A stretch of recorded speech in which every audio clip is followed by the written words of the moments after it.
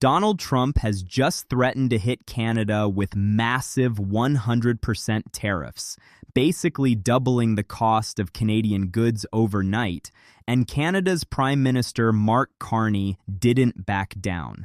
Let me show you exactly what Trump said and how Canada fired back. Got some tariff relief from China. Canada's largest trading partner is warning that move may come at a cost. They should be grateful to us, Canada. U.S. President Donald Trump is threatening to impose a new 100% tariff on all Canadian goods if Ottawa follows through on a deal to boost trade with Beijing. Trump reverting back to a Trudeau-era taunt to deliver his latest jab to the Prime Minister.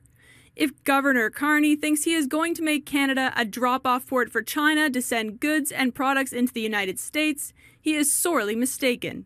A sharp contrast from his position a week ago. Well, that's okay. That's what he should be doing. I mean, it's a good thing for him to sign a trade deal. If you can get a deal with China, you should do that.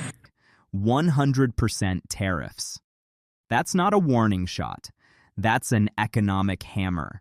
Trump is basically saying if Canada even gets close to China on trade, he'll punish Canadian businesses instantly.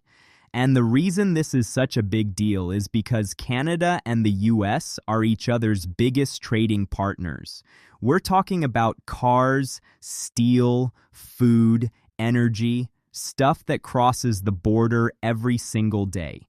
So when Trump throws out a number like 100%, it's not just political talk.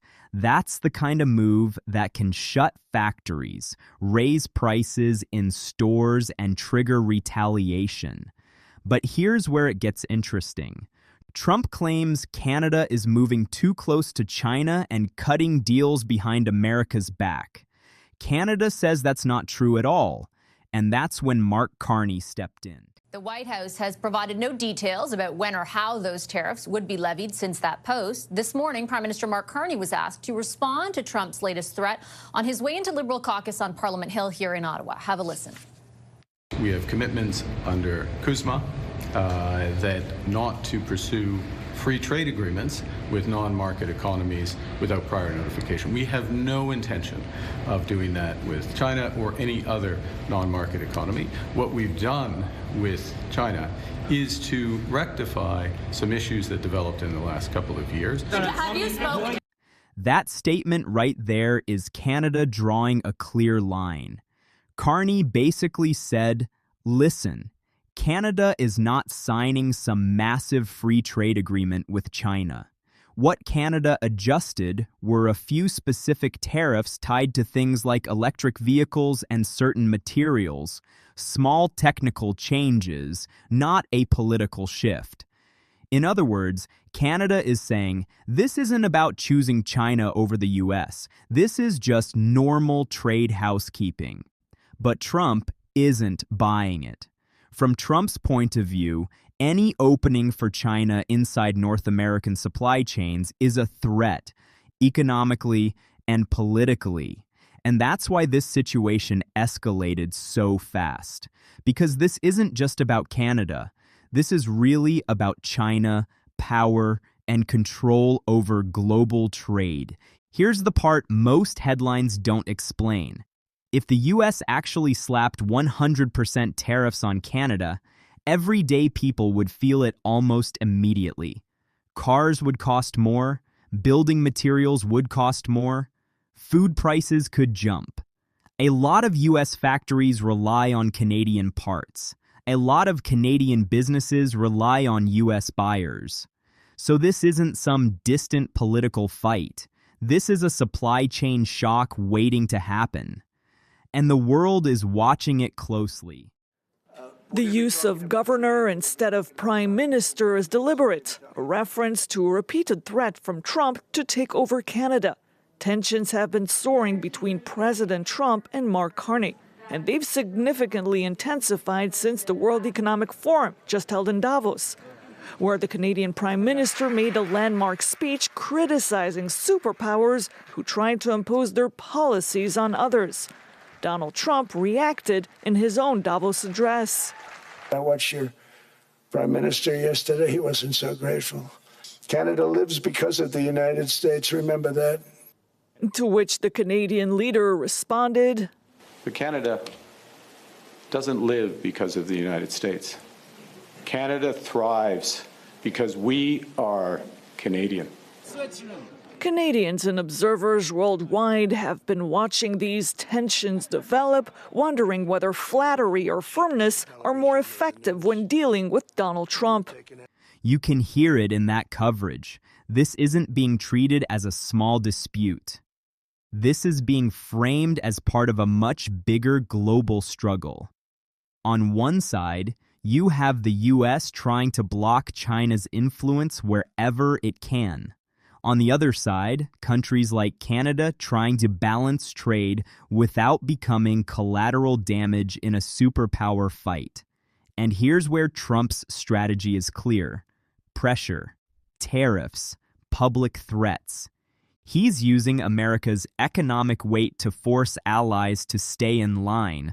But the problem is, the more he does this, the more other countries start looking for backup partners. And that's exactly what the U.S. fears most.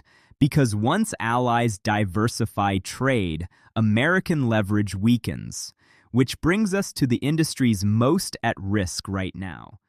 Hi, Anthony. Well, it's a bit of a complicated story because it seems like a kind of deranged eruption on the part of Trump. He seems to be referencing not the deal you referenced from earlier this month, which covered a couple of trade irritants between Canada and China. Canada dropped the 100% tariff on electronic vehicles, allowing a relatively small number of Chinese-made vehicles into Canada in return for China dropping export tariffs on Canadian canola.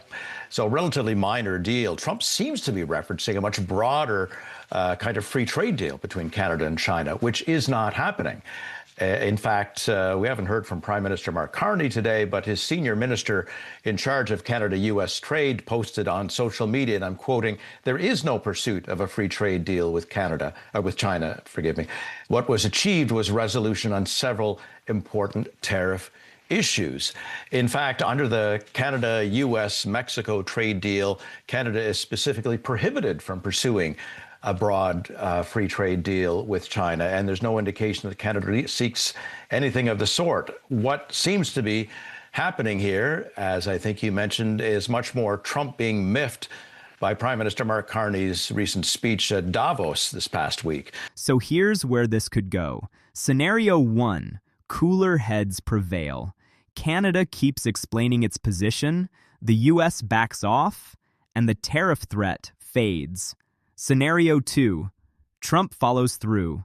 Tariffs hit, prices rise, and both economies take a hit.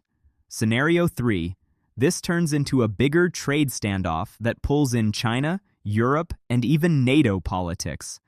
And honestly, with Trump's history of using tariffs as leverage, nobody is fully confident this is just talk.